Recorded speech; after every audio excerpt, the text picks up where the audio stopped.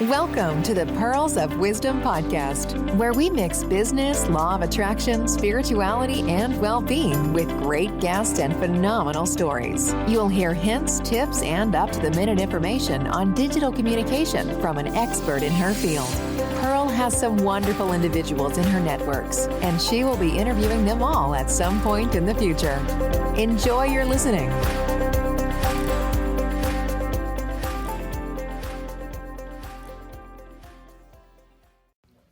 Hello to all the new listeners to the Pearls of Wisdom podcast. I have a fantastic lady as my first guest speaker, and she's kindly agreed to let me interview her. I will be talking to Sarah Palmer, personal trainer from Misfit PT. I've known Sarah for quite a while and she is fantastic. What she doesn't know about personal training, about exercise, you don't need to know, because she knows it all. She is fantastic. Oh, thank you, Sarah. So I will start some questions. I've given Sarah a list of questions that I'm going to be going through, so she had a bit of time to prepare, but it's to go through exactly what she knows so she can share her knowledge with us. And if I can start, first of all, Sarah, do you have a website, a Facebook page or anything that all the listeners could find you on? Yes, so I'm on Facebook as Misfit PT, and also on Instagram as Misfit PT too.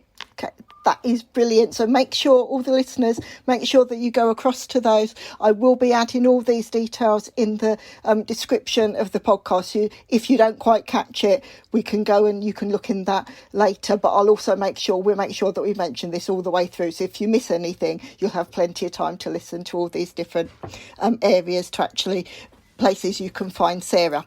So if we start, Sarah, can you describe your career path to date? What has got you to where you are now?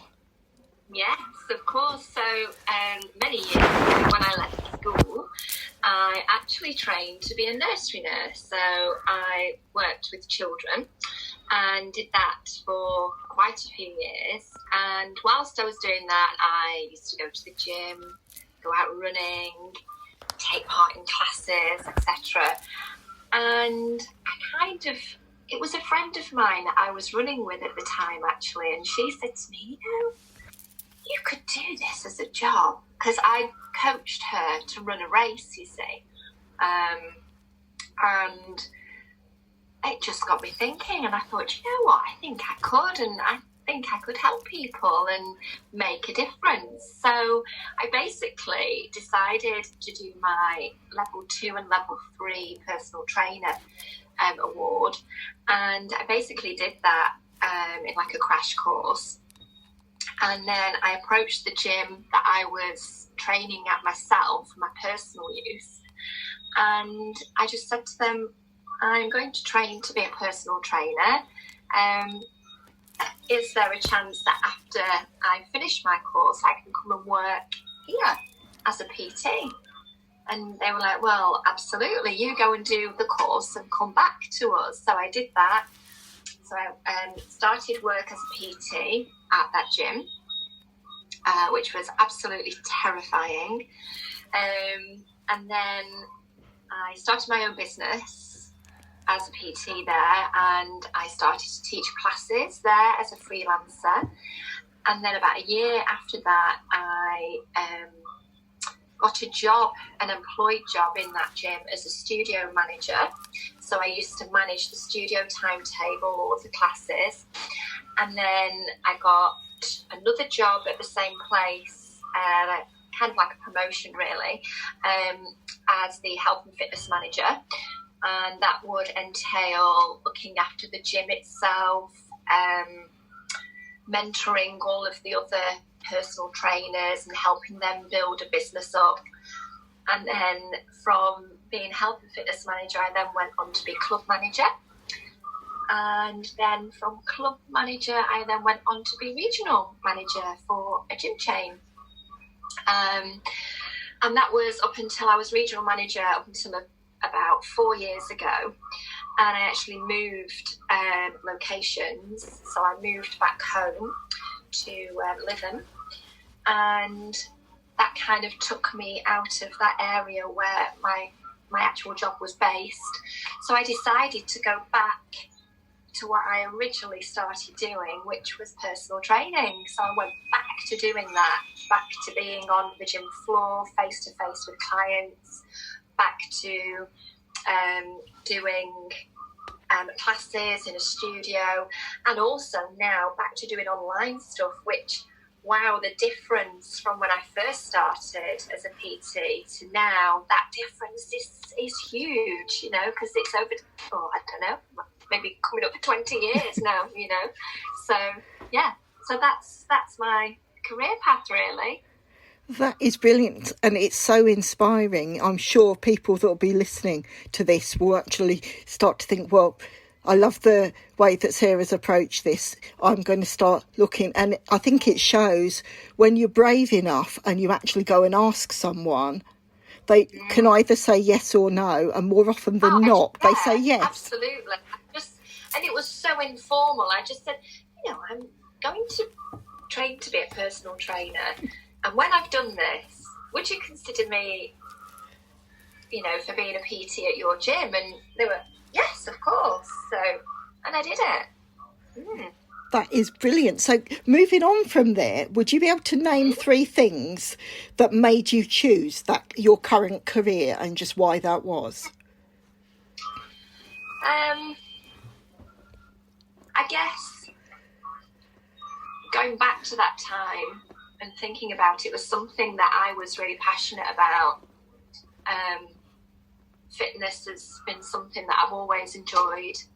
I enjoy learning, and I'm learning every day off other fitness professionals, you know. And I guess it doesn't feel like a job, really, and I'm just so lucky for that, you know. And I just love it, really. And yeah, that's it in a nutshell. And I think that shows as well. I think if you've got a passion for what you do, that passion and enthusiasm comes through, and it's infectious. And so the people that you're working with, they get that passion as well, and it keeps them going so that they continue.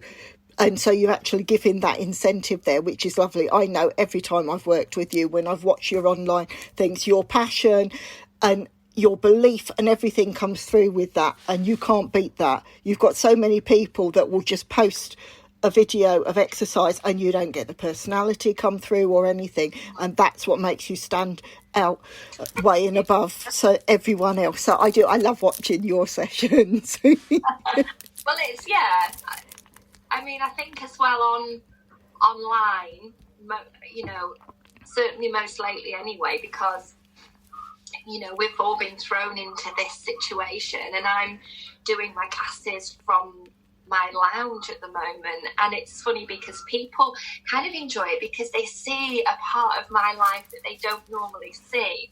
So I've got a lot of people that come to my classes that, you know, that are actually members of the gym where I normally teach. So now they're seeing my lounge. You know, they might see David run past in the background if he's going out for a run. You know, they see the cat, you know, my cat Daisy gets involved, especially in yoga, scratching the mat and, you know, kind of trying to kiss and cuddle me whilst I'm doing a stretch, you know. So they really see that side of my life, and it's, you know, it's kind of interesting for them for some crazy reason, but it's good. It's brilliant, because that's what I love with some of the new animations you've got. Daisy is actually included in some of your promotions, isn't he? I know, and that actually wasn't my idea. I mean, I'm not like a graphic designer, so, you know, the person that has done my graphics for me, you know, they like know me, so they know about Daisy, and then obviously they've kind of, you know, incorporated the cat doing a stretch as I'm doing a stretch, and it's so cute. Oh, it's brilliant. It's brilliant. Right, so next question, following on from that, what are the what key values does your business offer you? For me, it gives me flexibility. It gives me flexibility. There's just me, so I'm my own boss. Very social. I'm a very social person, so I get to be connected with people. And it just allows me to be with people, be social, be connected. It's flexible. Yeah, I think those are the values for me.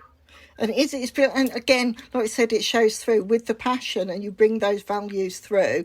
And I think as one self-employed person to another, you need to have those things that keep you going, that want you to stand out. And it's actually, you can actually bring that and run it through everything that you're doing, which we do see with all the work that you're doing. Your values actually are reflected in that, which is brilliant to see. Oh, yeah.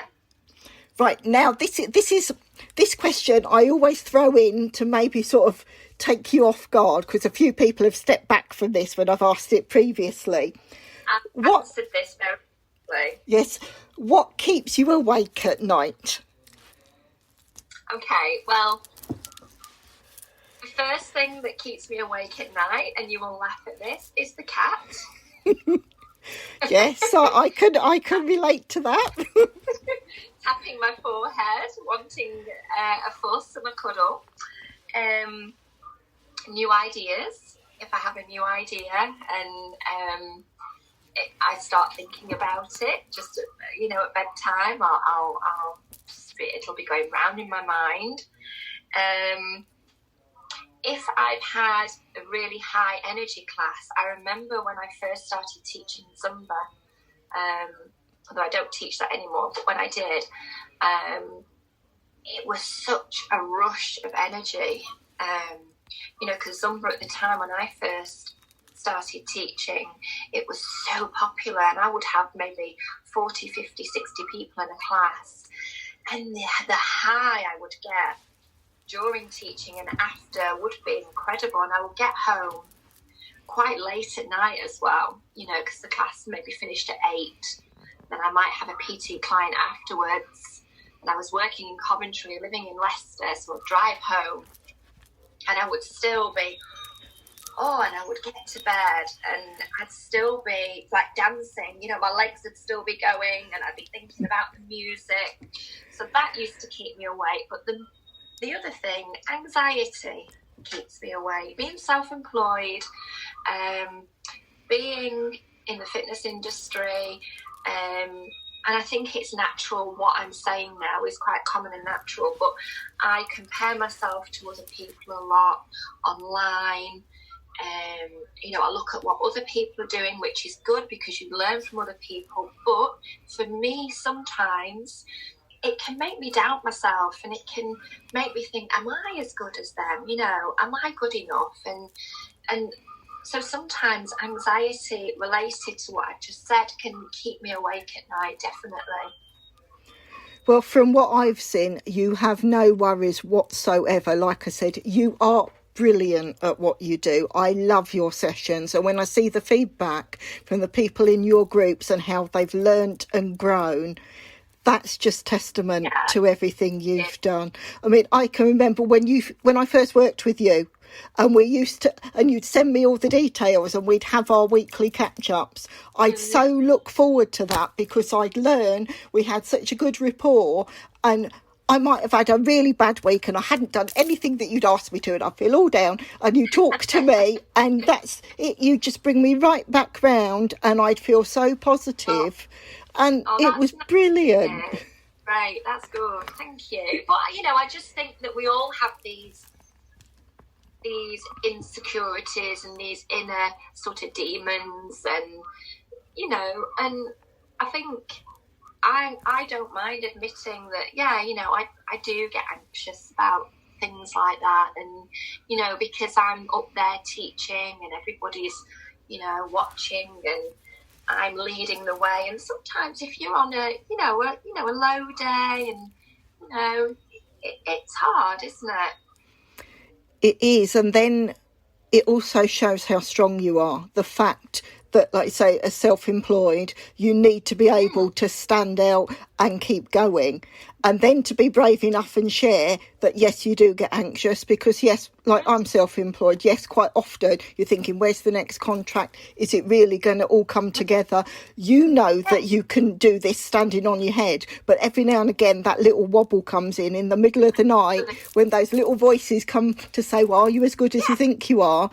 And then you go out and you deliver the next day and you get the good feedback and you think, yeah, what was I worrying about? But it's amazing what comes into your mind when it's dark. Totally. But you kind of grow and you get stronger from it all, don't you? Yeah, definitely. Right, hopefully this is going to go back and sort of put the questions back onto an easier keel. Where and how do you work best? Well, if you'd have asked me this probably around a month ago, I would have said face to face. But I'm doing better online these days. However, truthfully, I would say I work really well face to face with my clients in a gym environment. However, I've been doing some virtual PT recently, and it's going really, really, really well. It's really thrown me and really surprised me, actually. So last night I did a Zoom yoga class, and it was for charity, and it's the first time that I'd actually taught a class via Zoom, because everything I'm doing at the moment is through Facebook Live. And it sort of took a little 5-10 minutes at the start, getting the sound right and getting everybody on there correctly, and everybody's camera angles set up right for them. But I really, really, really enjoyed that. However, I do love being in the studio, in the gym, with clients, but also my newfound love is online as well. Yeah.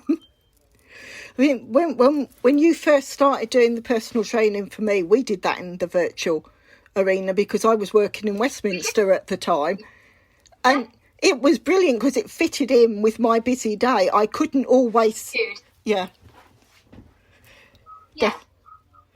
So it's definitely, I think that's going to be a way forward. I think once we come out of lockdown, I think a lot of people will find how they can actually put online digital interaction into their daily routine that they wouldn't normally have maybe done. Totally. And there's a lot of people out there as well that have been quite shy about getting a bit more technical, and they've almost had to do it. They've been made to do it, really, haven't they? I mean, I am one of those people, to be honest, to a certain extent. But yeah, like my mum, we did like a FaceTime call with me, my mum, my sister, and she was like, oh, I could actually do this, with my friend, I could actually do this myself. I said, of course you can, so we're all having to get a bit more technical, and that also fits in with our lifestyle as well, doesn't it? Yeah. So. And again, it helps those endorphins kick in once you've actually done that sense of achievement.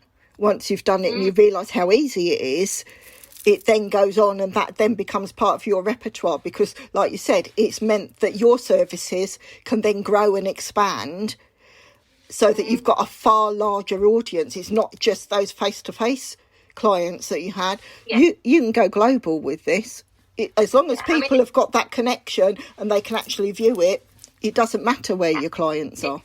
It's really made me think forward, really, for the future, most definitely, because, I have like an online group at the moment, don't I, that I'm offering stuff for, and there's some people in there that have already said to me, do you know what, Sarah, after this is finished, if you did offer something like this, I would subscribe, and those people are, maybe people with children at home, people that don't want to go to a gym, people that are have other commitments work-wise, that don't have the time, etc., etc. So yeah. Well, when I do the Westminster thing, my day is so full. I mean, I get up at 3:30 and I don't, yes, and I don't get back until about 10 o'clock. Whereas when you gave me that virtual option, I could fit that in as to where I was going, what I was doing. And it made my life a lot easier, because so many people, when they're busy, they don't include fitness because they are busy. Whereas if you've got the ease that you can put it into your routine, it does make life so much easier. Yeah, totally. Right. Let's see, where are we going? Right, next question. What would you have done differently in your life if you'd known then what you know now?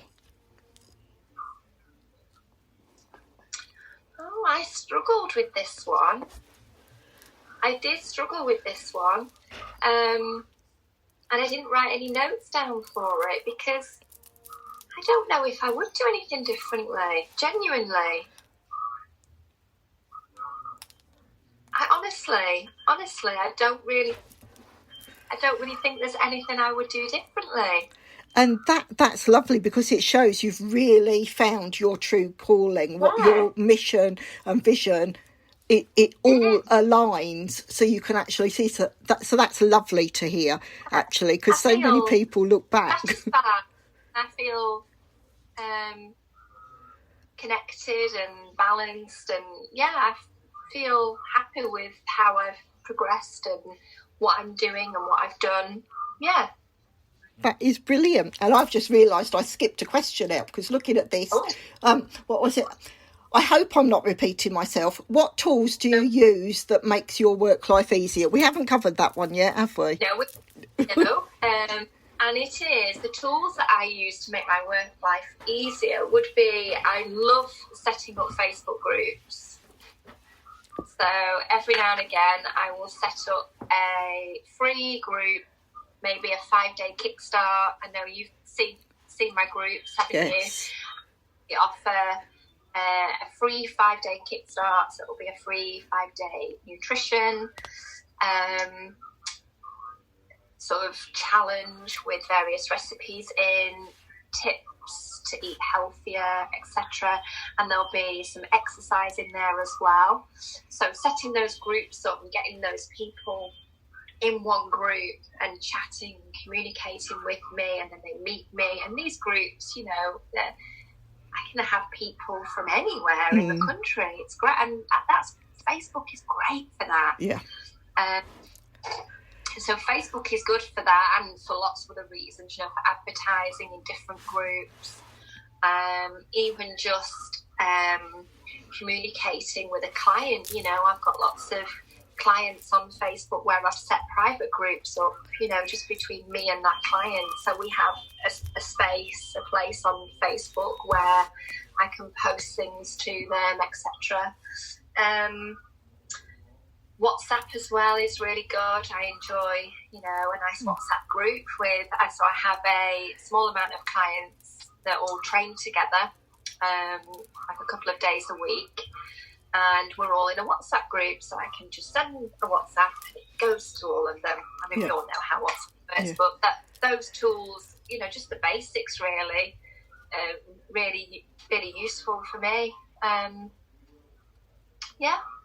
It's nice, because then when you get into a habit to see what people use in their day-to-day life anyway, and then you can overlay your business needs with that, like you said with the WhatsApp group, it's using tools that everyone uses day to day anyway, so it just easily fits in. It's not like you're actually sharing a completely new piece of software with a client, because that's where they tend to back off, because if there's too much of a learning curve, they don't want to do it. Whereas if it's something they're already quite comfortable using, and then you start using it within your business, it helps your business grow, and it's far easier for your clients to actually jump on board with you then.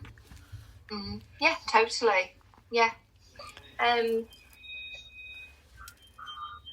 then I think the next question after that was what would I do differently? Yeah, that's right. Right. Yeah. So if I carry on with the next one, what is your biggest challenge and why?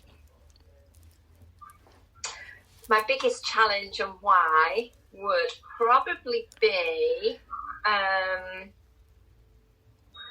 my biggest challenge of late would be getting to grips with being online, trying to do everything online. For me, that's been quite a challenge. So I guess it's the technical things, really. I can be a little bit technical shy, but I'm learning very quickly not to be, and I follow a lady in the fitness industry, and one of the things that she always says is she'll just say, just do it, just get the content out there, just run with it, just do it, learn from it, and when you do it next time, you know not to do it that way and to do this, to do that, So I guess the technical thing really is a big one for me. I mean, I've been asked to present some classes online for DW, the whole company, haven't I? And I'm doing that on Thursday and Friday morning of this week, and it'll be a regular thing. And I know that the Instagram account has 30,000 followers and Facebook has 185,000 followers. So I have to stream live on Facebook from one device and stream live on Instagram from another device. Me being me, I want to be able to connect a microphone that's going to feed to both devices, and it's not easily done, and I want the music to be right, and I want this, I want that, I want it to be really good. So that's where I struggle. But, there's people out there, and there's software out there, and people that, are helping me, so I just need to go for it. And is that piece, like you said, because of the size of the company, you'll have the technicians that will be working through that and show you, do this, and this. And there is that thing where it says, feel the fear and do it anyway. I think the amount of clients, I mean, some of the big clients I've worked with, it took, all it is, the places I've gone and where I've done, I think Richard Branson says as well, if someone asks you to do something, you just say yes, and then you find out how to do it afterwards. And you stretch yourself to do that. And there's a lot to be said. You don't, until you do that the first time, you don't realise just what you're capable of. Yeah. And I think secretly, I like doing things that scare me, Yeah, it's all part of that growth curve, and it's the dopamine hits as well. So once you've done something, and you can think, yes, I'm capable of that, and until you've done it, you don't realise just how strong you are. Absolutely, yeah. So we will be looking forward to this. So it's going to be Thursday and Friday mornings every week, and it'll be from DW. So from their live stream, not from me. So I've got all their logins as well. So I have to log in through my Facebook onto their Facebook, which I've sorted now, and through Instagram as well. So it'll be from there. Right. I'll make sure when we've actually uploaded this to the podcast channel, I'll make sure I'll put all those links in. So if people want to follow and see the classes that Sarah's running on a Thursday and Friday, you'll see the exact link that you can use from that as well. Yeah. Lovely. Okay. Now, next one is, how do you want to be remembered? Oh, I want to be remembered as someone with lots of energy and passion, and that I'm somebody that helped people lots with their fitness and with their goals and with life. A full of life person. That is brilliant. And I think definitely this is how everyone's going to see you. When they just watch you online, when they actually meet you, you are full of life. It's fantastic. It really is lovely. It's lovely to see. Yeah, thank you. Right, next question. As a child, what did you want to be, and how close to that dream are you now? So as a child, as I didn't really know what I wanted to be as a child, but from in my teens, I wanted to be a chiropodist. Really, really, really wanted to be a chiropodist. I guess I didn't quite work hard enough at school to pursue that, unfortunately. But how far away am I from that dream? I think in some cases, and most definitely for me, if I think now, do I want to be a chiropodist now? No, not at all. I love what I'm doing. And I wouldn't ever change it for the world. And that, to me, says, because when I left school, I trained to be a nursery nurse and I worked with children. And I did it and it was okay. You know, it was fine. And I think, for me anyway, personally, I grew into what I wanted to do. I found my way through growing up as a person, through life experience. I think, for me, not once did I think I wanted to be working in the fitness industry when I was at school. I used to skive off PE. I used to forge letters, from my mum. Sarah can't do PE. The dog be eating her trainers or something, I wasn't interested in PE at school. I really wasn't interested in PE at school. So I think I've grown and changed as a person and found my way.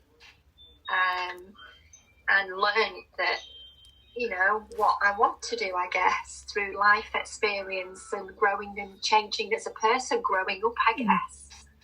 That is brilliant. That's brilliant.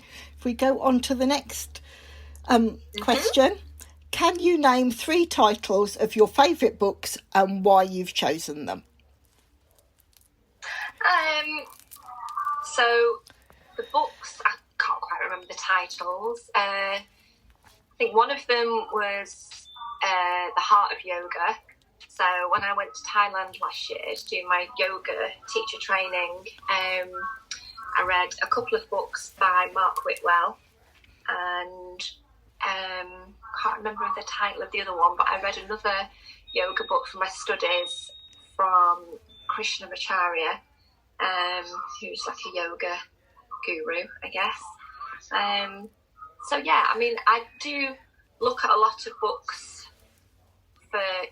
for work and for my research, and I read a lot online as well, kind of fitness related too. So yeah, so those are my recent ones anyway, my yoga ones.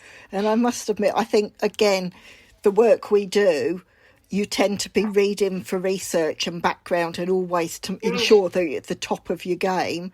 So that's what becomes, so you get like the industry norms, like you're saying, and then maybe certain journals that for the industry you start to read like that. I must admit, I can't remember the last time I actually read a book for enjoyment.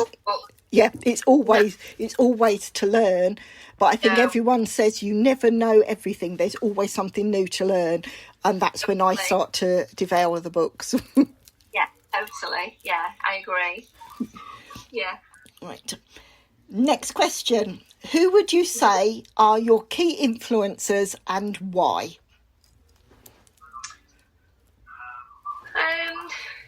My key influencers. I don't know if I have any real key influencers. I suppose the key influencers are just people around me in the fitness industry, I suppose, that I work alongside, sharing best practices. I like to look at what other people are doing in the industry. I do follow a few people online as well. So I follow somebody called Zana, and she's a fitness blogger, and she covers all things vegan, and all fitness and saving the planet, etc. And then I follow another lady called, I don't know if I'm pronouncing her name correctly, Kaiser, and she's an incredible fit young woman, and she comes up with some real interesting exercise sessions, so she's incredibly fit. Although I have to be careful, for me as a person, I don't like to look too much at influencers on Instagram or Facebook, because sometimes it can come a bit negative for me. Again, going back to that anxiety, I do need to be careful and focus on what I'm doing and not worry about what other people are doing. So it has to be a healthy kind of interest in something, I can agree with that. But then a lot of this with some of these influencers, Photoshop has an awful lot to answer for. It really does. And so it's there if you've got something like you can see a recording of what someone's done or the written word and everything that they've shared, because so often when it comes to just an image, you can't always tell what's real and what's been played with Photoshop or similar. Oh, absolutely. Yeah, definitely. Okay, shall we move on to the next question? Yeah. If you could share a great meal with anyone, alive or dead, what would the meal be and who would it be with? It would probably be with my lost loved ones, and all of my family would be there that are here now, alive, so they would be there as well. And it would be just a really good Sunday lunch. Yes. Yeah, for family time, family meal. Yeah, I don't think you can beat a good Sunday lunch, can you? With nice crispy roast potatoes. Absolutely, and a big dessert to finish. Yes, yeah. Definitely. Love that. Just a couple more questions. What services or items do you offer for your clients or customers? So this is your chance to just really let us know, how can we connect with you and what can you offer us? So you can connect with me on Facebook and Instagram, and I am a personal trainer. I offer one-to-one sessions in the gym, face-to-face, or obviously now virtually as well. I offer body transformations. I offer help with nutrition, so I run programs. So I run like a Kickstart program, which would be or could be like a 7-day or a 14-day kickstart, just to get your nutrition back on track. It's not a faddy diet, it's a lifestyle change. So it's a maintainable change.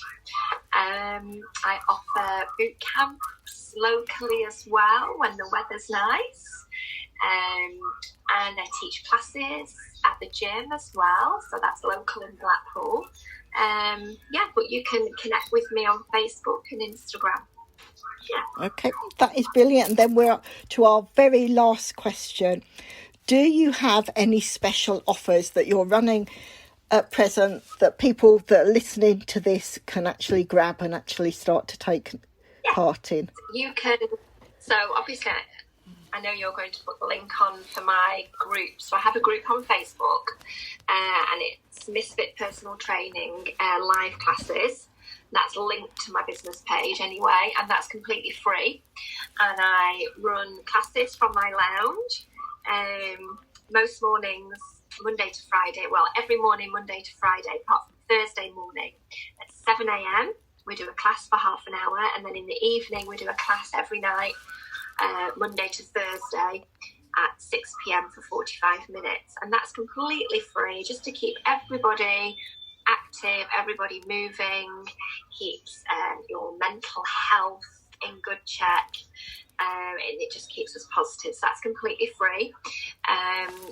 But the offer I have on at the moment, I'm doing my virtual training through Zoom or through FaceTime. And I'm doing an hour for £25. Okay. That is brilliant. It's brilliant. And thank you so much. And anyone listening... Thank you. And anyone listening to this, I can vouch. Like I said, I've worked with Sarah for quite a few years now. She is brilliant. And you'll probably hear from all the background that she's given you. She knows her stuff inside and out. So I hope that once you've listened to the podcast, you'll go along and follow those links and actually go and connect with Sarah. Okay. Thank you. Thank you, Pearl. Thank you for listening to the Pearls of Wisdom podcast. We hope you have enjoyed the content shared. Please share with others who would like to enjoy these interviews and discussions. If you would like to support the podcast, please follow the link in the episode description. If you want to be a guest on the show, reach out and let's discuss next steps. Until the next time, enjoy your listening.